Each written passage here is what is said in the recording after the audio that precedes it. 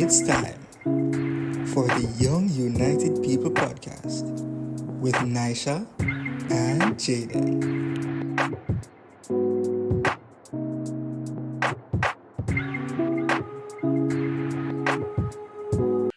Hello everybody and welcome to another Yupisode. I'm your boy Jayden and this is the Young United People's podcast where we call it Yup.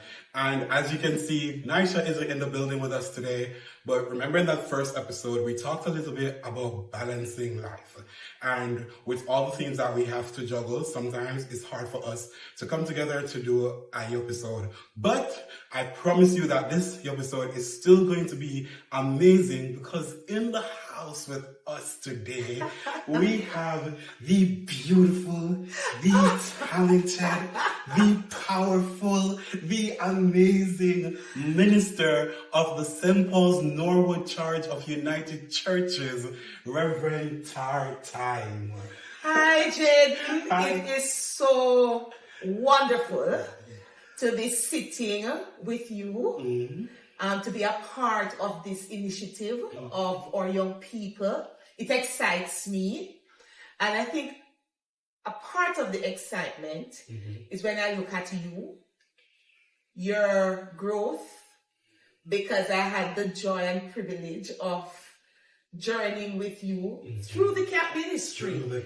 From a young little boy, I know you are a nice, handsome, aspiring young man. Thank you very much. So, you know, in our Jamaican parlance, we talk about tree grow, come catch tree. Yes, tree This grow, is what come it is tree. now. Tree Yes. grow, come catch tree. And you know, I call her Auntie Tara as so many of us do. So, which is so funny because you were a minister by the time I already met you. Yes. And it took me a year to find out you were a reverend. You know, so it's amazing, but I'm glad that you brought up the camp ministry because that's where I met you like 10 years ago.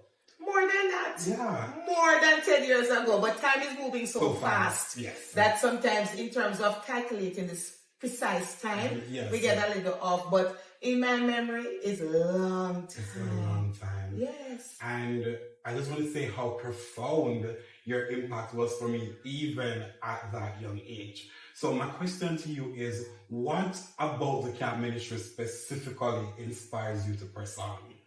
Well, I was born and raised in the United Church. Okay. I know no other church. Just a little bit about my background. I am from the Free Hill United Church in the Port Maria Charge in the Northeastern Regional Mission Council.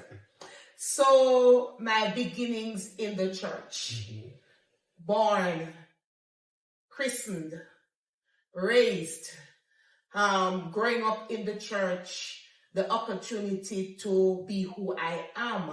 So growing up rambunctious, lippy, rebellious, very energetic, forthright, but my church embraced me because I believe that they saw me and who I am. And to mark you, I know my mother had a challenge in trying to figure out this child, but growing up in that environment where they took all of that about me and just channeled it into a direction that has allowed me to be who I am today, all the affirmations and the encouragement. So, you know, you're growing up in the church, so camp ministry is a part of what you do. Yeah. And I went to camp. I think my first camp experience was at 10, children's camp. And that time, children's camp was at the Iona Preparatory School. Yes, long time. And it started there. So every summer, it's camp, right? Like when you go to all the vacation Bible school them in the community and the nearby communities. Yes. So it was a part of how my mother would ensure that we spent the summer. So I went to children's camp, I went to teens camp, I went to youth camp. And that space is a nurturing space. Yes. It's a 1 week. Back then, we were doing Saturday to Saturday. But I found it to be nurturing. And some of the things that I carry with me today are things that I learned then. Yes. You know, some of the songs that just pop up in your memory and you go back to camp. All the aunties and uncles that help to nurture you, the lessons you learned. So it is a very nurturing, positive space, I believe, for young people to gather. Because the thing about impact and influence is that you don't need a long time. You just need a moment. You just need a moment. And that moment can change your life forever. So having gone through the camp ministry, and yes, after high school, I went to the College of Agriculture, Science and Education. When I got there, it was College of Agriculture, but while I was there, it merged with Pasley Gardens Teachers College and became CASE, the College of Agriculture, Science and Education. So that took me up into Portland for a while. But as soon as I graduated and went back home to Free Hill, it was just natural for me to just continue with what I've been doing in the church. So I had the opportunity to be church school teacher, youth advisor, a part of the young adults ministry there. I became an elder at age 20 in my home congregation. Then chairing the evangelism and discipleship committee of the church, was very, very, very active. And back in those days, we were North Middlesex Area Council, you know? So I had the opportunity of also being involved in a lot of youth meetings that we would have at the council level at that time. And so by the time I got back to St. Mary in 1997 and got back into my church life, which is a part of who I am. And I always say to young people, life is what it is, and we have to grow and we have to experience and we have to go out there. But what I know about sowing the seed is that you can't go too far. Come on. You can't go too far. You come back. There's something that is always pulling you to come back and to be a part of it. And as you grow and develop, you also have your own sense of calling. You also have your own sense of your developing relationship with God that takes on a more meaningful experience, life-changing experience. And I think it's a process and it happens over time. And I have this thing, all things make up life. So the good, the bad, and the ugly, they shape us. Yes. They shape us. But the spiritual grounding is something that leaves a lasting impact and impression on our life. So by 98, so I went back home in 97, got back in the church life, and 98, I went to camp as a camper. And I don't remember which auntie or uncle at the time said, Tara, you're here as a camper, you should be a leader. So by the time I got into 1999, I served at Teens Camp and Youth Camp. And it just became a part of who I am. It's like for me, I am to serve at camp. So it didn't matter what I was doing, just like how you are any one of our young people today that grew up in that ministry, that you see it as a part of you giving back and helping to touch and impact young lives. You know, because we're all growing together, moving together, and want the best for each other. So that's just in a nutshell, me having that start. And so I've evolved in the camp ministry. Now I'm the administrator for camp ministry. And there are times I would say to our general secretary, Lord, I'm going to leave now.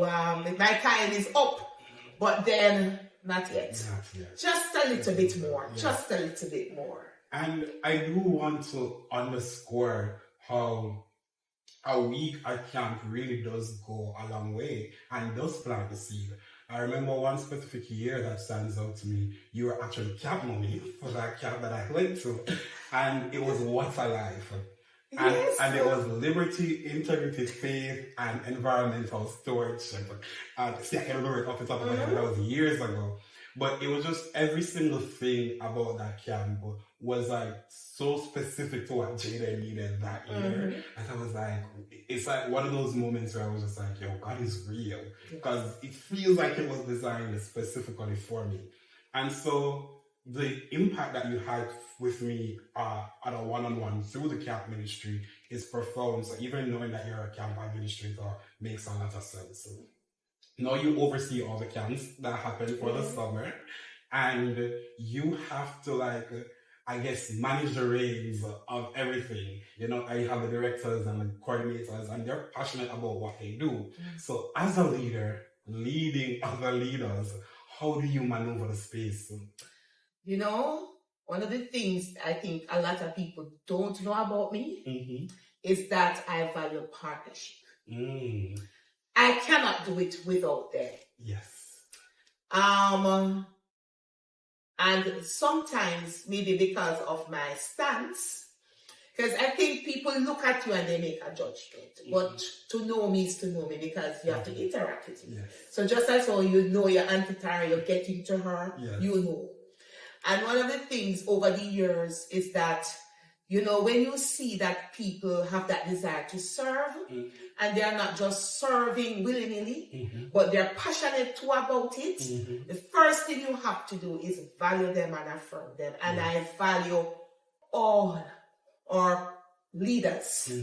When you think about people like Auntie Happy, I mean, years, Auntie Happy camp is in her blood. Yes. You understand? And she stands up because Auntie Happy goes way back. Way back.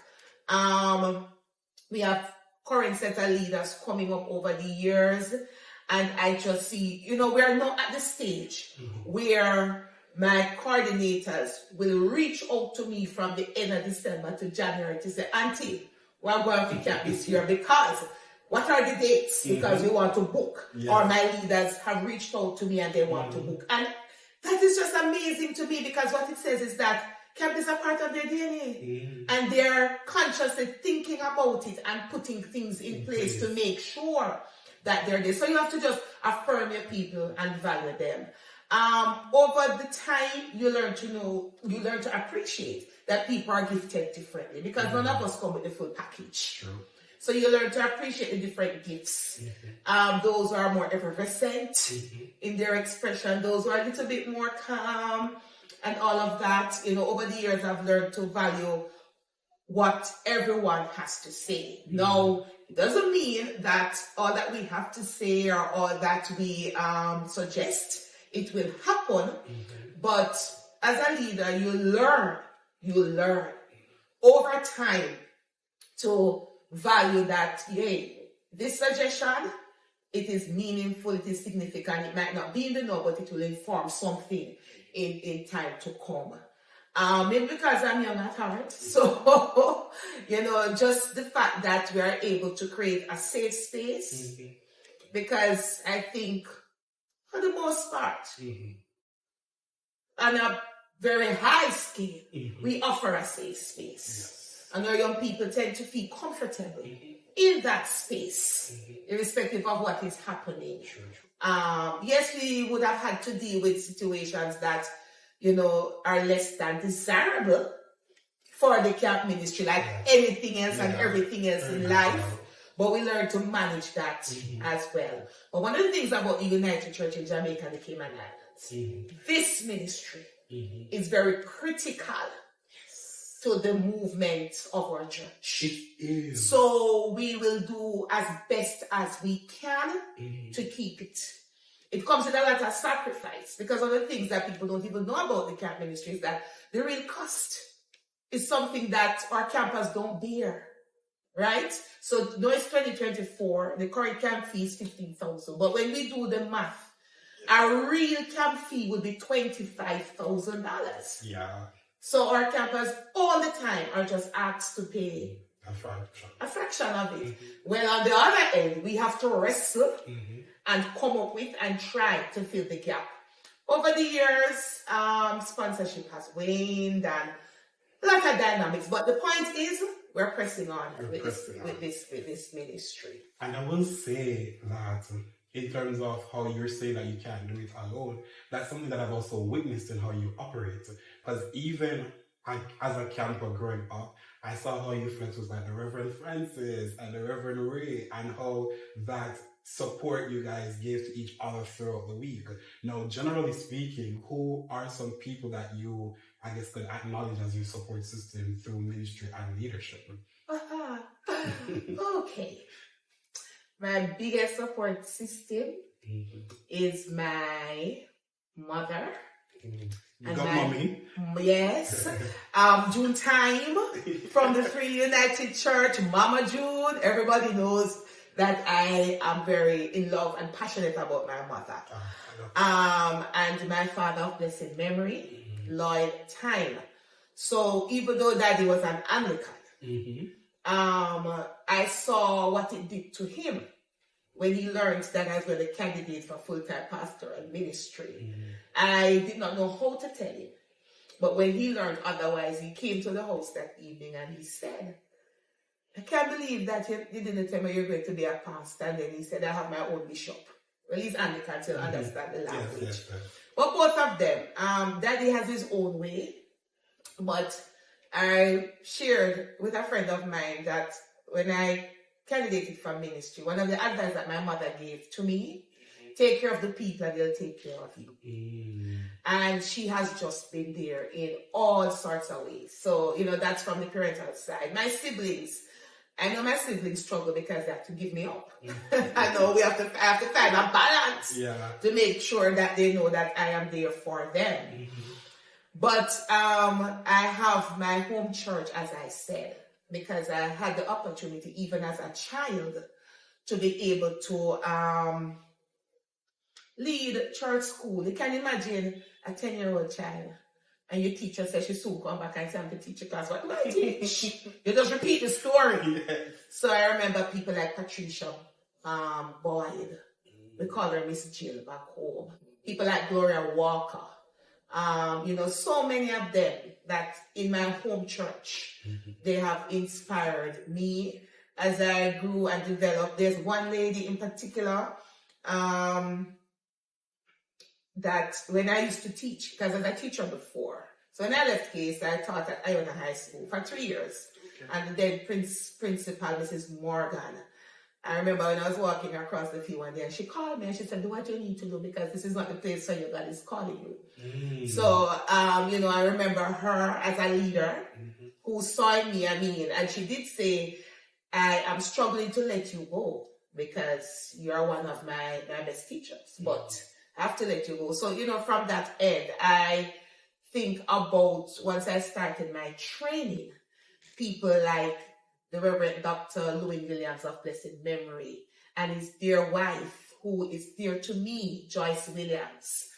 They took me on as their child. I think about the Reverend Henry Bernard, who was my warden, and he means the world to me because of the way in which he would just reason and level with us back then at UTC, at the class.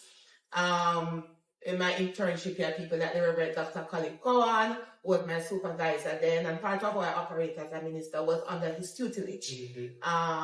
Or Gen Sec, the Reverend Norbert Stevens, the Reverend Dr. Yvette Noble Bluefield, the Reverend Oliver Daly. When I started out in the Mount Olivet Church, and Reverend Daly was down in Ridgemount, I made it a point of my duty to go and sit with him every Thursday, my day off, just to be nurtured. Because I'm a young pastor, I don't know anything, and a lot of people don't know the value of finding somebody with experience to just sit at their feet and to hear of their own experience and how they would affirm, encourage us.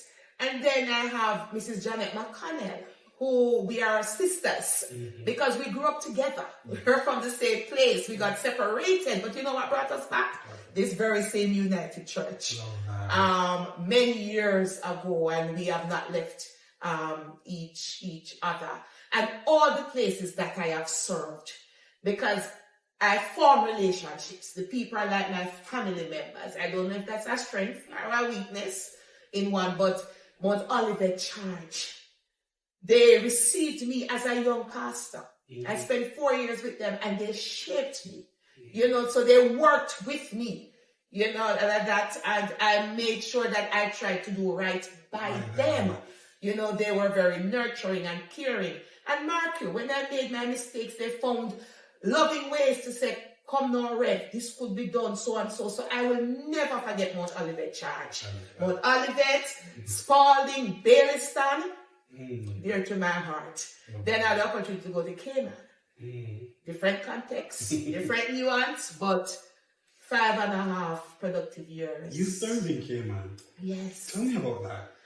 A new experience because it's in a new context and culturally very different, and so I had to adapt quickly. But I'd still be myself, and I think they appreciated that about me. You know, this is Tara, this is who she is, and I also appreciated them. So I found a way to let it work in a new context, and then here I am at the St. Paul's Norwood Charge. So my experience has been wide and varied and dealing with people. One of the things that is very critical to me as a leader is relationships. Yeah. How you nurture them, how you build them. No, I'm not saying that it is easy. It is not easy. But we have to find a way. Yeah. And I think my personality, it's unique. I remember Miss Dorothy Bent of blessed memory from the Spalding United Church, one day she said, "You're an enigma. You are an enigma. I cannot understand you, but I love you anyhow." You know, because of just the sort of energy and dynamism. And I don't work in a box. Yeah. You can't put me, if you put me in a box is one of the worst things that you can do, because growing up as a child, even though my mother struggled to understand me, she allowed me to be myself, you know, so as rambunctious and as sometimes loud and sometimes just doing things in the opposite way. She allowed me to be myself. And I always say to people, what you see is what you get. Yeah. And so you learn lessons along the way, because there is no manual, you know. Really, it's just a matter of you knowing who you are, but have a sensitivity to know that you're working with a group of people. Yes. So while you are firm with who you are, you also have to navigate who you are through the people you work with. So in other words, you try to let you grow on them rather than you are forced on them. I think that is basically it for me. So leadership, it is not easy to lead people because you're leading people, different point of views, different backgrounds, different experiences as well. And one of the things I'll say to those of us who lead is just have a keen sense of who you are and affirm you. It is always good for somebody to affirm you, but the first affirmation starts with you. And one of the things about me is that I know my strengths, I know my weaknesses. Yes, I'm not the most patient of persons because I just move, bam, bam, bam. You came in here this morning, you saw me. You saw me at work doing, I multitask a lot. Yeah. I do a lot of things in the same space at the very same time. And, you know, so it doesn't make me a patient person. So over the years, I have learned to be patient. Now I'm at a place where I can just sit back and say, all right, God, let me see how this unfold. Yeah. Or let me find a way to let it unfold over time. So to be a leader, you have to be very patient with yourself and with others. To be a leader, you also have to be very aware of who you are leading and what they bring to the table, and value what they bring to the table. So I'm in a context where most of my people are middle managers from different backgrounds. Hey, let's share that experience together. And sometimes I don't think my people know how much I learn from them. Yeah, I learn a lot from them. How I see them in their own space or their own vocation. You know, you learn. And when they, for example, you know, when we come to a meeting, you know, how they communicate things and so you have to step back and learn. And one of the things about being a leader is that you don't have to remind somebody that you're the leader. They know you're the leader. Yeah.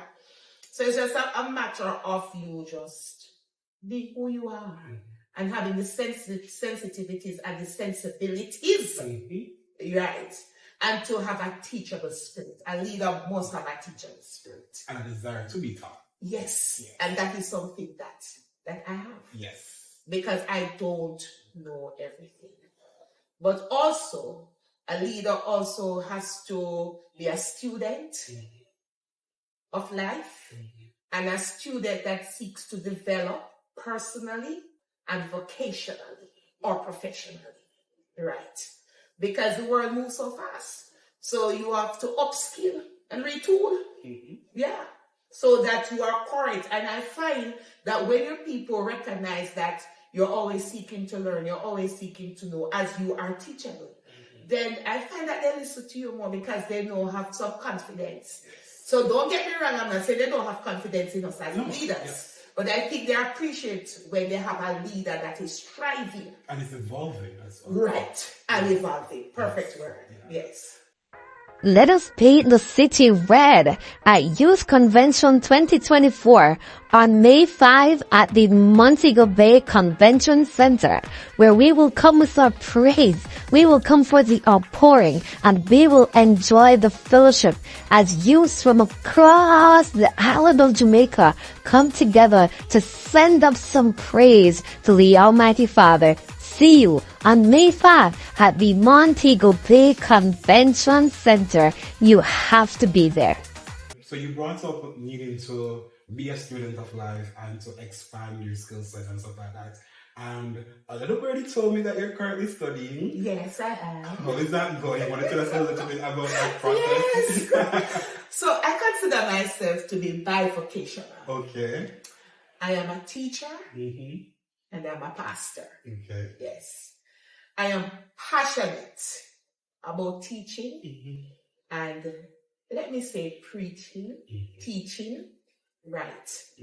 And so having left case 26 years ago, it's 2024, my degrees are in theology. And in 2022, it's at a crossroad because I think I'm a perpetual student. I love to study, even though I do it in a weird way, because I love to be challenged. Yes. And I get bored easily, very easily. So it's like if you give me this task and I think it's like, what's the next thing, right? So that's me. So in 2022, and was resting, okay, it's time to do another course of study. So I contemplated to do a PhD in theology, but my heart wasn't in it because I'm also very passionate. So once I'm in it, I am in it. And that is how people know me because they know I'm passionate. So when they see that I am not paying it any mind, I'm stepping back, they can read quickly and say, okay, Tara's is a little bit more here. Something is going on. So in 2022, I was like, Lord. So that came to mind. And maybe I thought because I'm in ministry that's the next course. But I applied. Well, because it's a PhD and I wanted to do it at the university in Edinburgh, in Scotland. So the process is you have to know what it is that you want to do the research on. Then you would identify the university, but you have to identify a supervisor first. So after you do your initial thinking through whatever you think is your problem, your topic, then you'll reach out to somebody or reach out to a number of people and they in turn will respond to you. So once you start that process now, then the application process starts, right? Because you have to find somebody who will supervise you and journey with you on that academic journey. Yeah. I did. And I got 2 responses. I got one from a professor that said, well, based on where I'm going, because I had written him first, he doesn't think that he's the best person, so he recommended another person. And then he responded to me. And for us to set up a video meeting so that I could explore with him more what is it that I really want to do with this research. And for some reason, we just couldn't connect. So I was like, all right. So I stepped back. And then I would get emails from him saying, sorry, we didn't get to connect, So I stepped back and I said, and I started to say, Tara, are you really passionate about this? Is this what you want to do? And out of nowhere, I just, in my heart and in my spirit heard, you need to get back into education.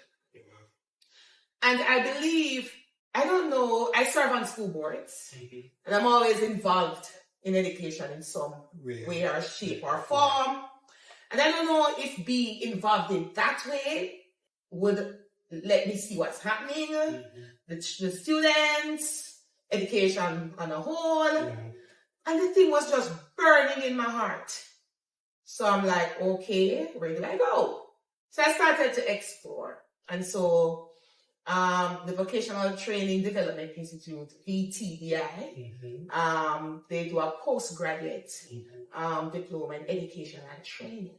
So I decided to apply, and it is competency-based because they do market research, so they're very current. They know what's happening in the market, and they develop their course to suit the needs of the time. And when I did all my research, and everybody who did that program said it's one of the best programs. So I mean, UE, UTech, all the Teachers College, they do offer postgraduate diploma in education for people who would have their degrees without the teacher training aspect of it. And now in Jamaica, for you to be qualified as a teacher, you really have to have that training aspect of it. So if you're not qualified and you're teaching, you're known as pre-trained.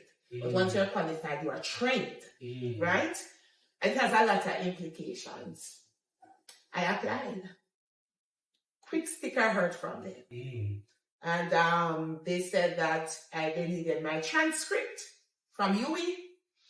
So I went to UE and I applied for the transcript, and it took me a long while to get it. Why? Because it was the first time that I'm requiring a transcript from them. So when you're acquiring a transcript from the first time, they have to do it manually. Let me go through your documents and so, because they will not have had it on the system. So the person did say the next time around, it's on the system book. They can send it within the time frame. And guess what? I got through even before they got my transcript. So when I saw that, I was like, hey, okay. And I just moved with the process. So it's online, 3 evenings and all of that. And when I was in that space, I was alive. I came alive, you know, and then I'm in a group of just progressive thinkers and people who are just brilliant. So I just rub off. We're a little family, the Montego Bay, Guana, VDTI students. I just came alive. It's like something, the passion, the thing just kicked in. So, I mean, it's rigorous. And I remember in the orientation, you know, the principal was saying that they're in the process of, you know, it's going to take time, but yes, they know that based on the amount of work and the content, it's really a master's, but the accreditation, the process, all of that sort of stuff, didn't matter to me. Because the content, the new learning, the upskilling, the retooling, it was just like heaven on earth for me. So even though sometimes when the assessments, because the assessments are, God just work it out. And when I saw that I was doing well, maintaining a GPA 3.8, between 3.8 and 3.9, I was like, okay then, bam. So that's where I'm at. And have been this year, 20 years, since ordination to World and Sacrament within the United Church. Last year I took my sabbatical. I've never taken it. And I got to a place where I was like, if I don't take this break, I'm just going to drop down one day in the sanctuary because I'm tired. And when I say I'm tired, people don't understand. It's not physical. Emotionally and mentally. Dealing with all the challenges that people have, and then dealing with yourself, please, you know? And I was looking back, you know, my father died when I was in Cayman. And the other day I said, I didn't even get to grieve him properly. And I was so, my father and our relationship just emerged into something that just was just wonderful and wonderful and wonderful. You know, it's very special to me. And, you know, so you look back on your life and the many things that you go through personally. So I took the time out and then I took the opportunity because we have to do teaching practice 1, which means that you have to be in a physical space. So when I looked at what I would have to do and to do that and the amount of hours that I needed to do, the sabbatical came handy. And I mean, everything worked out because you have to apply for a sabbatical in a period of time. So I applied from February of last year, got the response in March, and then September was the TP. So it's not like one, the other, it's just that things just worked out. Yeah. I found myself in that space and interacting with young people. Now, I tell people I'm a higher education person, so I deal with tertiary institutions. Because the other ones, where I am now, I just couldn't take that on. Don't want you to read about Auntie Tara in anything. But that's where I am. So I had the privilege of doing it at Zamsha. I'm really grateful. And ministry happened. Youth Camp is officially back. From August 3 to August 8, you know you need to be at the Matt Saunders Conference Center for the camping experience of a lifetime. See you there. So one of the things about me, which is an interesting thing, when you ask me to introduce myself, I am Tara Tyme. Okay? I'm Tara Tyme. So in that space, I am Tara Tyme. It's when you interact with me that you know who I am and what I do. Okay? Yeah. And they, over time, interaction in the class, and then I'll share experiences, of course, so they know that, yes, I'm a pastor, and this is what I do. Yeah. And out of the interaction, the teaching, the learning, and I taught students who are upgrading, so they come with knowledge. So I'm not the bearer of knowledge. So that made the class even more lively and enriching. So you find out of that interaction, what happened was that before class, I had to spend some time doing a little ministry there, or after class. And I also had the opportunity to be able to minister to people individually, personally, because they would reach out to me outside of the classroom setting for one reason or another. So ministry did continue. So I'm bivocational. I love to teach. I come alive. I do care about education and our education system. And I am deeply concerned. And when you're concerned about something, it spurs you into action. Yes. Right. So I'm not somebody to stay on the fringes and to talk about what should be. I want to be a part of the process that will help the thing to evolve. Yeah. All right. So I want to take some time to talk a little bit about particular ministry as a reverend and the calling that came. When did you get that little inkling that this is what Tara Tyme is supposed to do? Well, as I said, born and raised in the church. Church was a part of who my family, who we are. You know, growing up, I didn't know that not everybody go to church. I just thought that it was a part of the process. You go to church Saturday, I go to church Sunday. I thought so too. Right? Because that's the household that I grew up in. And I don't know, I just think my heart just connected there, but distinctly when I was 13. I remember we were singing the hymn, I Surrender All. Now I cannot explain that experience because some things are experiential. Yes. So you can sometimes articulate it, but I remember I was 13. You were singing the hymn, I Surrender All. And right there, I just heard that my life is in the church. And I was like, what? So I paused. And the more I sang it, the hymn, the more it just, that impression, that I can't tell you what it was, but it was very clear. You know what I did? I went through the side door. And I went home and I had my dinner before everybody else got home. I mean, and it's so interesting because by the time my mother got home, and I think my grandparents maybe were with us too at that time. Maybe not. But I know by the time my mother got home, she didn't even bother to ask me what I was doing here, you know? But it never left. Never left. It's like I was at home. And maybe because I grew up in a family where my grandparents were leaders in the church. Growing up as a little girl, my grandfather was the last surviving ordained elder from the Presbyterian church. Then my mother became a leader as well, and my sister and I became a leader. And while I was growing up as well, you know, the church school teachers or the church people, they used to say to my mother, Tara gonna be passed one day, Tara gonna be passed one day, and you don't want to hear that. Yeah. Thereabout. So the first time I got an opportunity to preach was February 14, 1999. I'll never forget it. And I remember afterwards, my Sunday school superintendent then, Mrs. Gloria Walker, I was talking to my mother and she came right there and she said, Mrs. Stein, I always said that you should go to seminary, but it's not you, it's Tara. So that is February, you know. Easter of 2000. Easter of 2000. I remember church was finished and my pastor, Reverend Donald Williams, and he's still there, he just came up to me and he said, Mom, give me the letter. And I said, letter for what, Rev? And he said, your application into full-time pastoral ministry.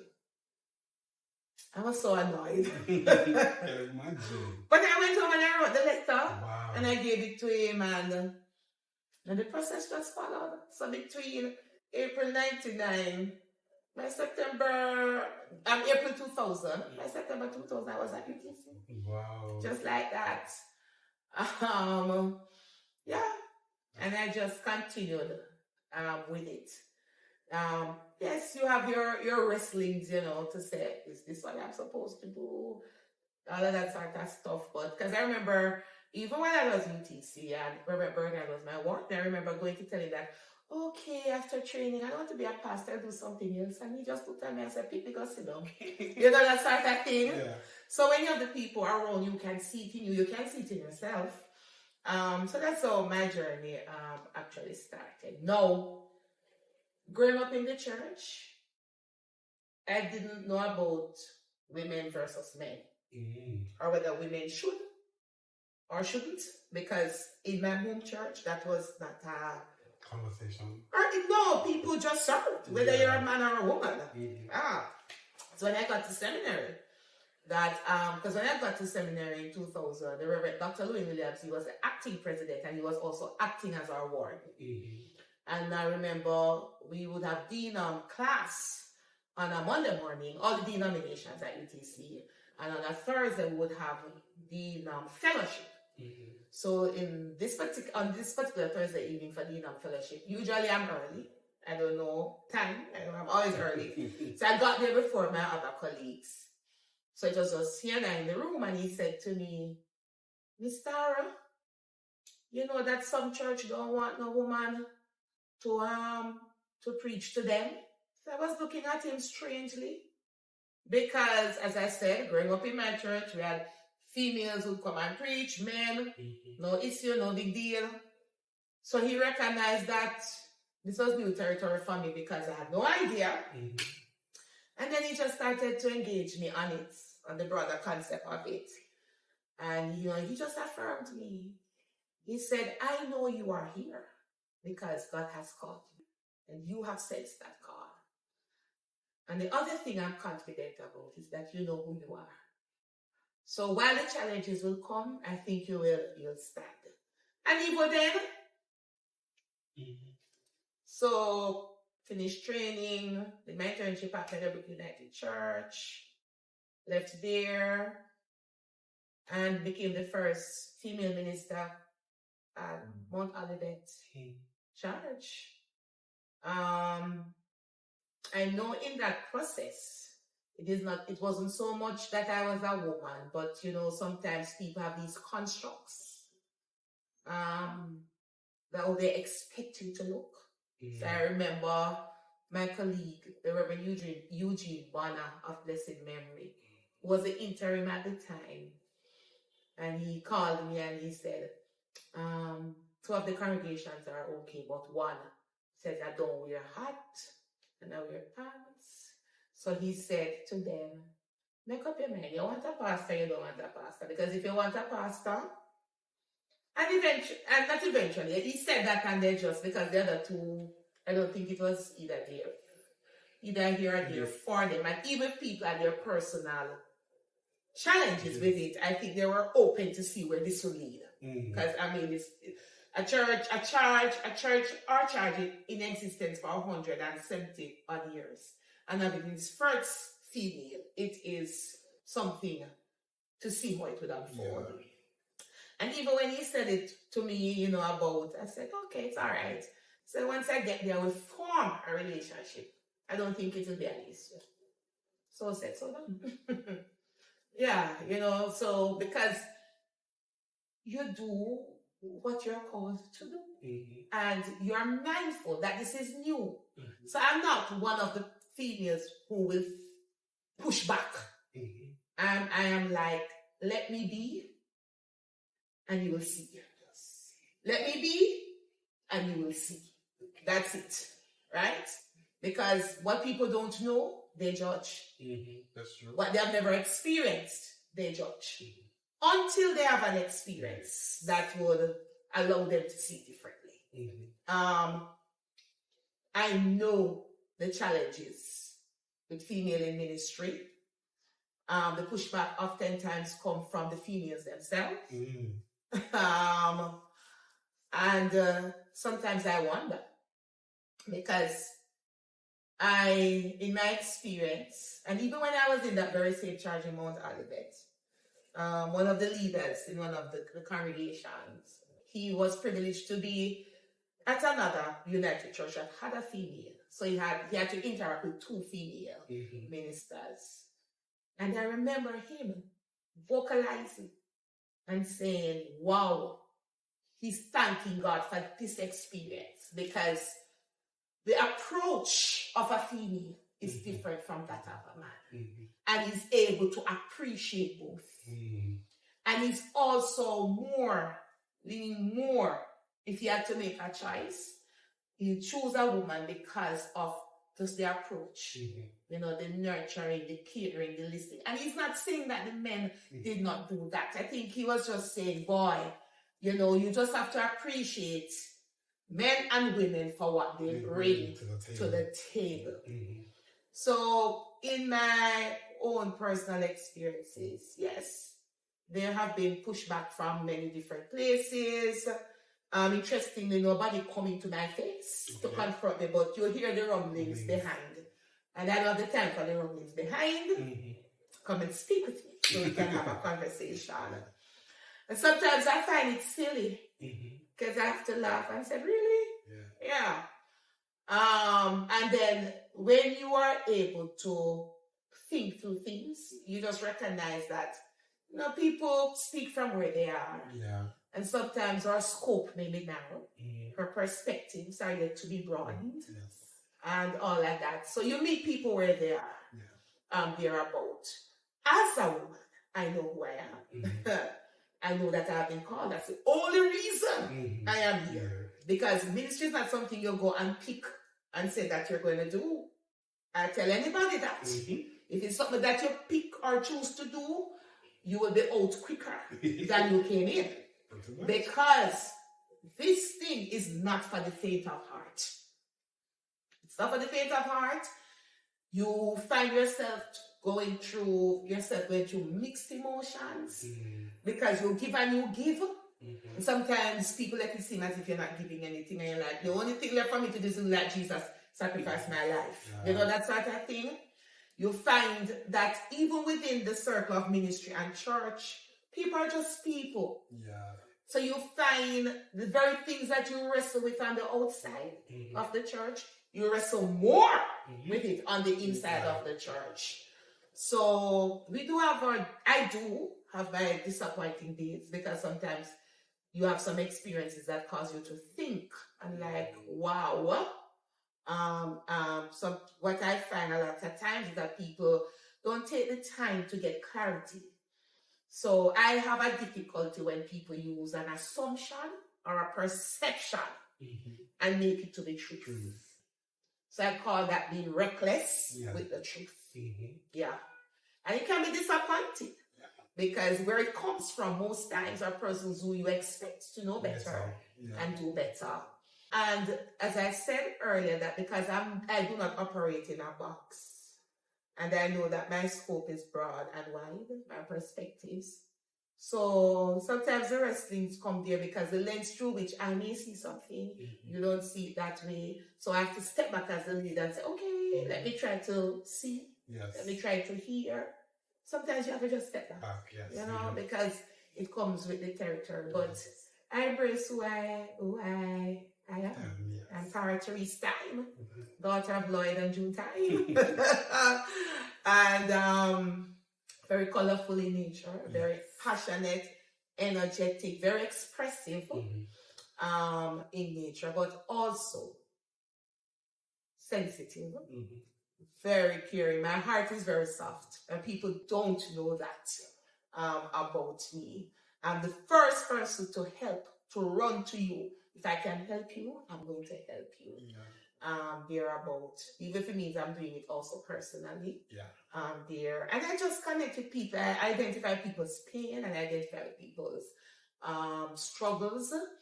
And where I am now, having reached almost 20 years in ordination, you know, I've just learned not to judge. Because when you sit with somebody and you hear the story and you have an understanding, so that's where I am right now, because life is what it is and life happens. So we could be Christian, life happens. We could be out there in the world, life happens. And I've come to recognize that sometimes people find themselves in spaces and places not because they desire to be there, but life happens. For sure. And when life happens, the grace of God is sufficient. It is sufficient. The wrestlings of people's lives are real. The struggles of people's lives are real. Right? All things make up life. And people's experiences and their encounters, it's shaping. So without intervention, without somebody who really care to listen and to hold their hand and to take them through, people be what it is that they're experiencing on the inside. So I've found myself becoming more patient, and more understanding, very more patient than I was even 5 years ago. And it's good. It's evidence of your awareness that even after all God has done through you and with you, that there's room for improvements and evolution. Definitely, because I am a sinner saved by grace like anybody else. Right. Reverend don't make me a saint.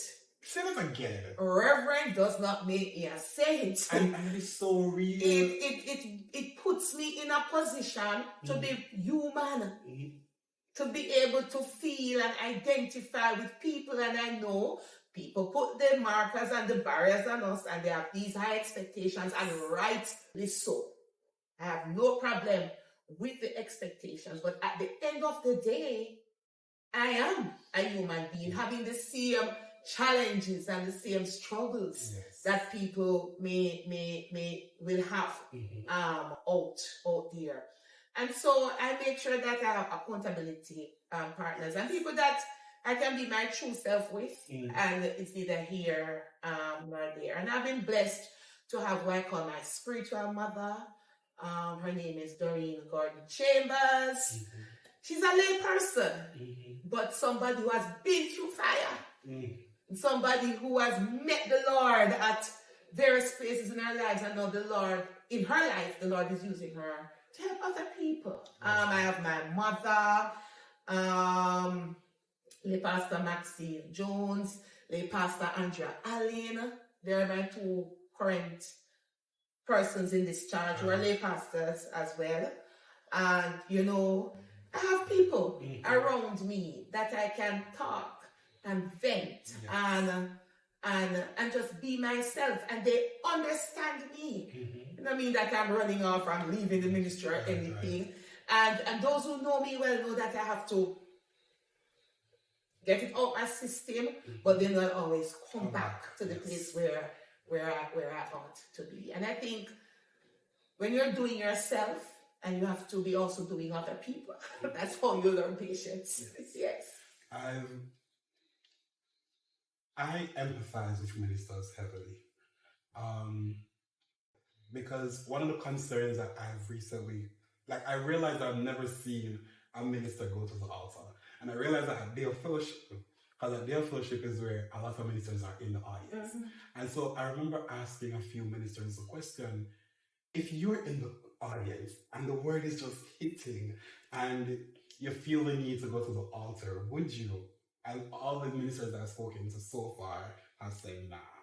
But what they have said is that they have community among themselves and stuff like that, and that support systems. I'm glad that you highlight that support system.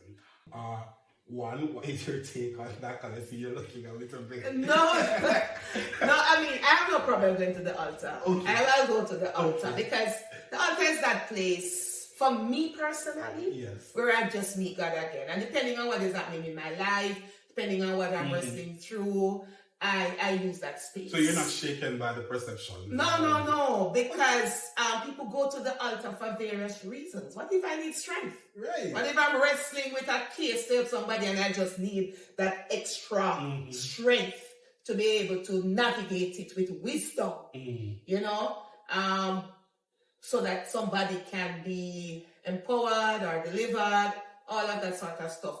Personally, I spend a lot of time at the altar because I have moments, and Miss Veronica will tell you that sometimes I just call her from downstairs and say, I'm in the church.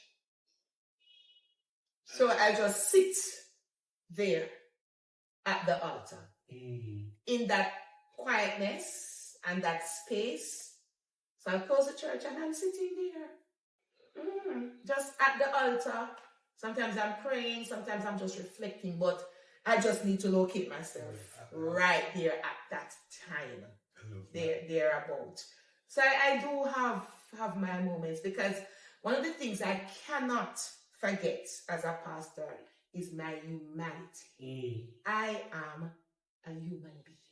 And it keeps you from getting big-headed in the ministry.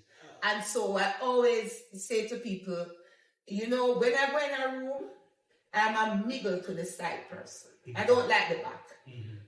And I'm not going to the front. You only see me at the front if I need to be at the front. Yes. And I know that the challenges of life, ministers have to deal with sickness. They have to deal with death, disappointments, heartaches, just like anybody else. So you have to zero in on your humanity. And this is my favorite thing. Well, not for it to be a cliche, but sometimes people say, Rev, how are you? I'm saying, I'm repentance girl. And they look at me like, I'm like, yes, I am on repentance ground. Because I'm not superhuman. I am in the same race like you. Yeah. Pressing towards the mark. So yeah, I'm pressing towards the mark, really. And that is why I never introduce myself as Reverend Martin. That's me personally. Yes. If people have an issue with it, that's them. But that's just some mistake from Marlene. Yes. And I'm somebody who will enter a room and just sit down and listen. And then somebody come and say, what are you doing? You know, that sort of thing. Because I always say I'm up front. I'm up front. So much. You know, last week I was, or between last week or sometime, I don't remember it again, I was like, I need to be ministered to. I need to go to church and listen. Yes. You know that sort of thing? Yeah, for sure. Because we're always giving. We're always the one pouring out. So there comes a time when you want to be poured back into. Yeah. That's why I visit other youth fellowships. Because like at my youth fellowship, I do a lot of the pouring. So I get to do it on this. I just get to sit in the Yeah, back. see, sometimes you just want to sit down and hear Yeah. something afresh Mhm. and anew. Mhm. And so I have no problem right now with just, Taking a step back. no, because, yeah, I need to. And people, sometimes when you say that, they let it sound like it's the worst thing that you could be saying. Jesus himself did do it. He would just take a break. Mhm. That's what the scripture says in the Gospels, that he would just, time out. Yeah. You know, that sort of thing. And give on. Remember, I'm pastor for St. Paul's Norwood, and I'm interim for Hamden Church. Oh, currently? Yes. Oh, wow. So you see, on a third Sunday, Mhm. when I reach home like 5 o'clock and 5:30, because sometimes I start at St. Paul's, Mhm. and I go to Reach Friendship. And Reach Friendship journey is not a straight drive journey. So by the time you jump up and down, jump up and down, jump up and down to reach there, jump up and down, jump up and down to come back. When I get home, sometimes I just have to sit like an hour to just bring back myself. I'm tired. And like, sometimes I end up stopping at doing 3. Mhm. So it doesn't necessarily mean that I'm going there to preach. Preach. But when you're interim, you have to find a space to connect with the people. Because I can't be there every Sunday. I have where I'm inducted to. Mhm. So you have to just find these spaces. So third Sunday coming, I'm going to start at St. Paul's. I'm not preaching. Mhm. I may just do the welcome. And then I'm going to leave to get to Goodwill, 9:30. Mhm. And finish to get over to Reach Friendship by 12 noon. Mhm. That's hectic. But because this is what I signed up for, because I really am called. Yes. So, and I'm not just doing it going by the way, I'm into it. And sometimes I said to myself, Tara, you don't have to be so passionate, you can just take it easy. But by the time I get there, and by the time I see the people, it's a different story. Mhm. Like it's just a natural thing. So what I do now, I try to just pace myself. Going on sabbatical was revelatory in more ways than one. But it also told me that I needed to do things a little bit different. As energized as I think I am, because one of the things to Jayden is that our health, our physical health, and I met an internist once that told me that doctors, pastors are high risk for health issues because of our workload and because of the timing. Right? So we just keep moving from one event to the other. We don't take a break. We don't do this. Then the eating habits in between are not so good. And that was almost like 15 years ago. And while I was on sabbatical, that came back to me. So what I do when I have a long Sunday, like Monday, I pause. Because there's nothing that says that I have to get up and do all of that. Because it's physical, but it is mental and it's emotional as well. And your own spiritual rejuvenation as well. If I had to live my life over, would I do this again? Yes. Love that. Yes. Yes, I would.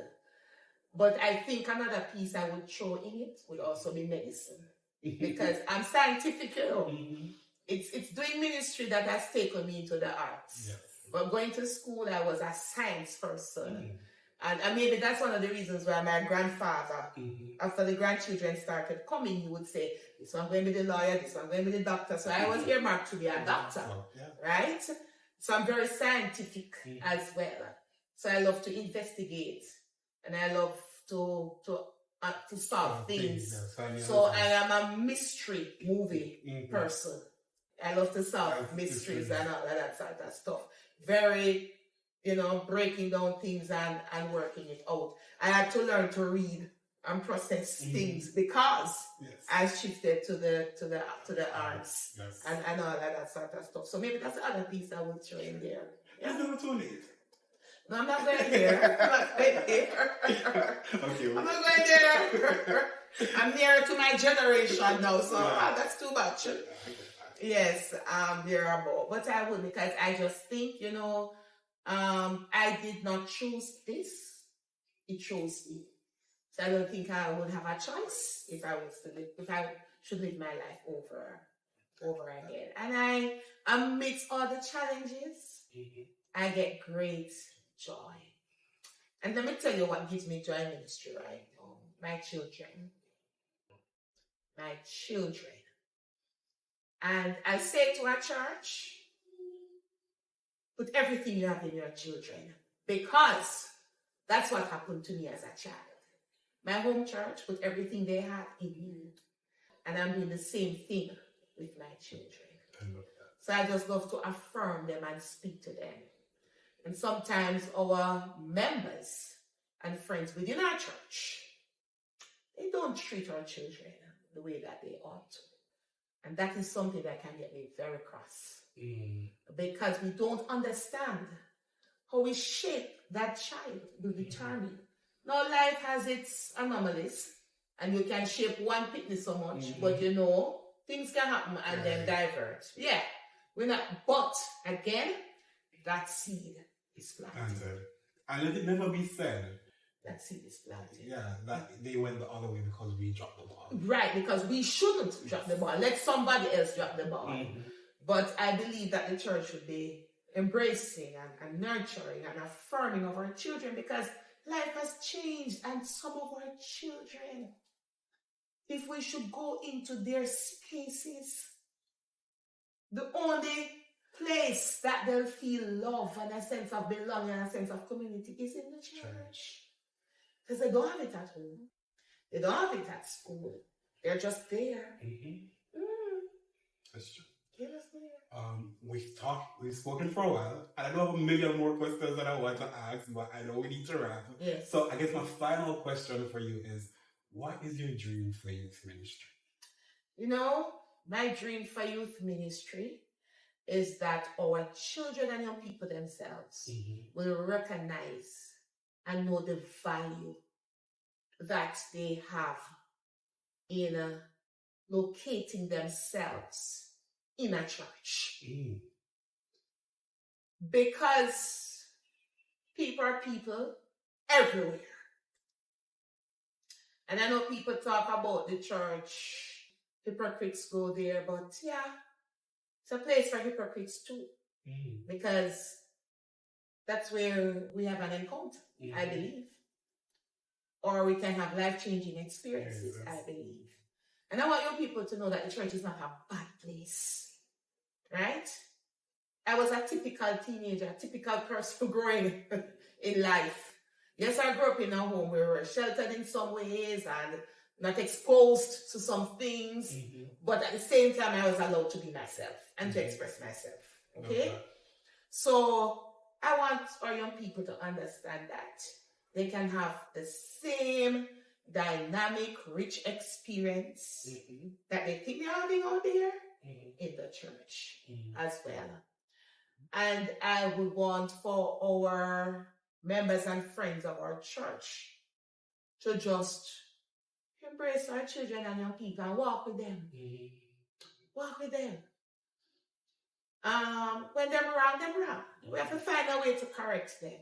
You know, but we also need to find out a way to understand them and the challenges of now. Because the challenges of now, if you're not strong, you're reverend. Because I serve on a school board and I deal with cases. When a child gets in trouble, I am the person on that school board that will deal with the cases. And sometimes the cases are as a result of what is happening at home or just generally in the society. So I want to affirm the youth ministry of the United Church. Like everything else in life, there is a cycle. I am not daunted when we are at the cycle where it seems as if everything are popped down. Because you have to pop down to be look back. Please. There's nothing that says you must be on a high going. And I sometimes believe that's God's design, because it's also humbling to be at the bottom and to try to get back up to where we ought to be. So I am affirming and encouraging the current set of young people we have now at the executive level, synodically, regionally, in our congregations. Press and push. There are those of us out there who will work with you, who will love you, who will embrace you, who will just be there for you as you push and press. With where you are now, COVID has changed a lot of things for us. Yes. Life has changed in its entirety, but we have to push and we have to press. So UCYPF, push and press. I love that.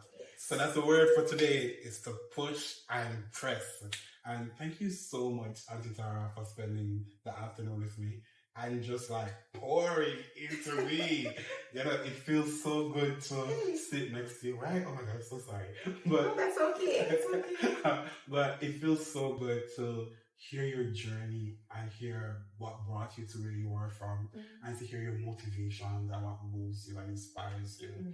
And again, I just want to affirm you for the work that you have done. You have impacted me personally. Thank you. And I've been in so many spaces with so many young people who have talked about how you have impacted them.